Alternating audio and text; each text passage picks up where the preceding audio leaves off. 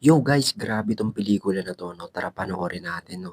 Ito yung deleted scene niya 'no. So yung kwento nito, baldado yung asawa niya at hindi nga kayang tustusan yung pangangailangan ng kanilang, mga anak. Kaya dumidiskarte siya 'no, tumatanggap siya ng labandera at dahil nga tumataas yung hospital bills nila, ay, tumatanggap siya ng labahan sa mga lalaki niya 'no. So ito yung, mga bida 'no guys, ayan si JC Tan, Rush Flores, at si Ali Asisio 'no. So ipapalabas na 'to ngayong May 9 'no. So suportahan natin 'to guys.